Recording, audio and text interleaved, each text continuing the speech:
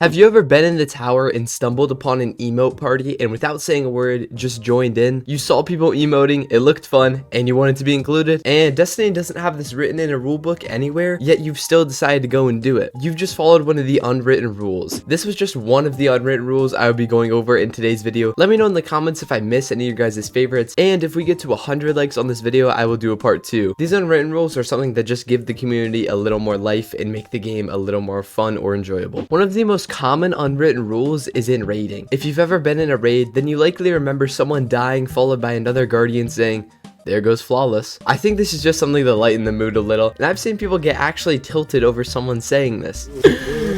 Oh, there goes flawless, dude. I initially thought this was a streamer chat thing, but after I started raiding more, I learned it's actually everywhere. Be careful what you say to though, those people might actually get tilted like I said. So champions are a new type of add to Destiny. Destiny 1 never had them, so when first dealing with the unstoppable overload or barrier adds, players would often neglect the mods. However, nowadays, if you know there will be an overload barrier or unstoppable in any raid, nightfall, or strike or anything like that, you always base your loadout around those mods. The amount of times I don't put this on and I actually break this rule, every single time I break it, someone always comes through for me. In nightfalls, this is kind of essential, and typically everyone will communicate what champion they are able to stun. And no, I don't break this rule in nightfalls. Born to Nova, forced to well. For all my Warlock players out there, when is the last time you used a DPS super? One of the many unwritten rules in Destiny is specific to the Warlocks in that if there's only one Warlock in the fire team, they must be on well no matter what. It doesn't matter if the boss is one Nova bomb away from death. Also, God forbid 2 Warlocks in the same fire team. They will brawl for who gets to put up actual numbers. If you guys are curious how to mitigate this, I either beg or just deal with it. But personally, I find that when you beg to run Nova, I get to run a Nova a lot of the time, but I actually don't recommend this. In raiding, players often say something like DPS or this is a know what to do run, meaning if you're running with us, you should know what to do in the raid. A lot of the times, some newbie raiders will even be deterred from joining fire teams because they see KWTD in a post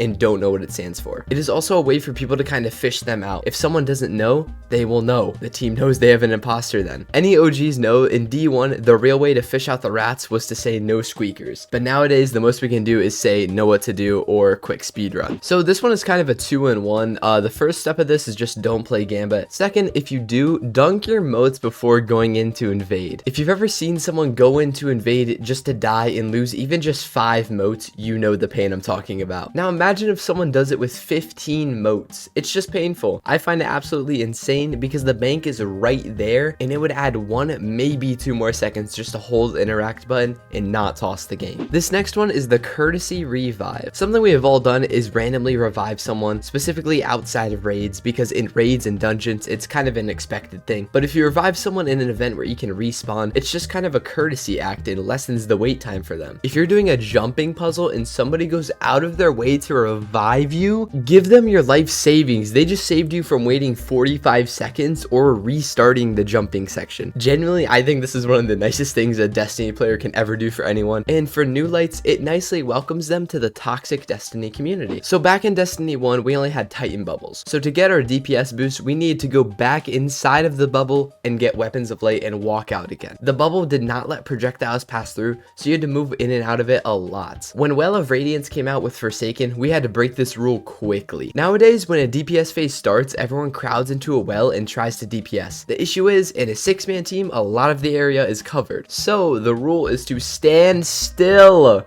Just don't move.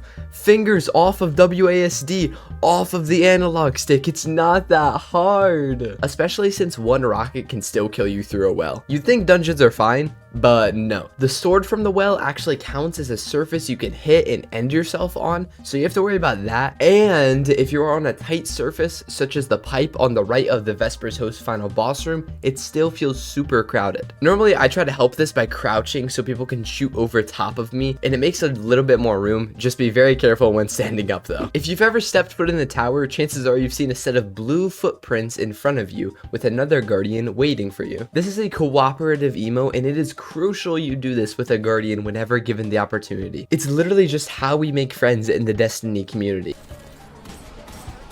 I don't know if you have time for this, but okay. Oh, we're hugging it out right now.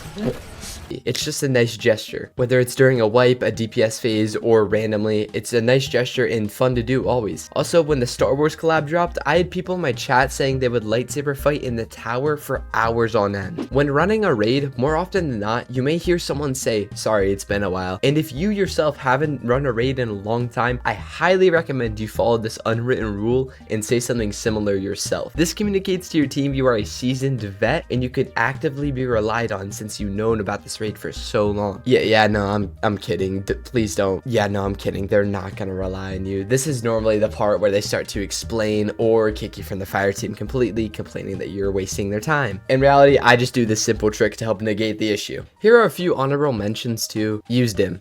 Just use dim. I still remember using vaults to transfer weapons between characters in Destiny 1, having to go on one character, put the weapons in your vault in the tower, switch to the other character, go back to the tower, and get the weapons out of the vault. And then you're finally good to go after about 10 minutes. And as for our last honorable mention, this is kind of just a thing in every game, but if a guardian quick spams crouch and teabags the air, you have to do the same. This can mean many things from, hey, I'm ready to go after placing a rally flag, or it can just mean, hey, let's be friends, or people literally just do it just to do it. This is kind of a thing across all games though, not just Destiny, but still, this is necessary. Destiny 2 was introduced to Strand within the release of Lightfall, and coming with Lightfall, you could make these things called Tangles. Tangles are a small damage ball that spawns after you get a kill with Strand. Within making this Tangle, it 1 does damage, and 2, if you throw it and grapple to it, it will reset your grapple cooldown. And this rule is, if you didn't make the Tangle, don't touch it. You don't know how many times I've seen someone take my Tangle. In PvE, it's like, okay, sure. But in PvP,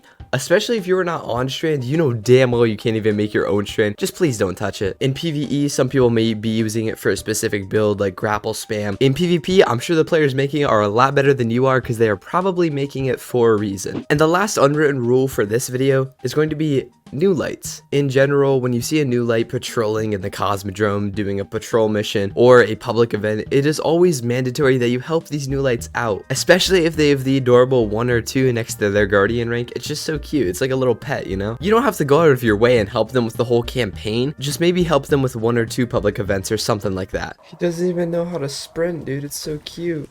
He's learning. He's learning. Yeah, you get him, buddy. And on top of this, if it is their first time doing a raid, you must make them go down the death path. What I mean by this is in the Garden of Salvation raid, you can make them go through a portal which puts them off the map after the Harpy boss. And when doing King's Fall, you can make them go to the penis wall and get pushed into their death. This is sort of like a rite of passage into raiding. It happened to me, it happened to most people I know. It's just mandatory you do this with new lights. So if I didn't name your favorite unwritten rule, please comment what I missed down below. And like I said, if this video gets 100 likes, I will happily make a part 2 to this. I know there are probably a lot that I may have missed, but regardless, thank you for watching. I hope you enjoyed. Please subscribe if you did. It's the best way to support me, and I'll see you in the next one.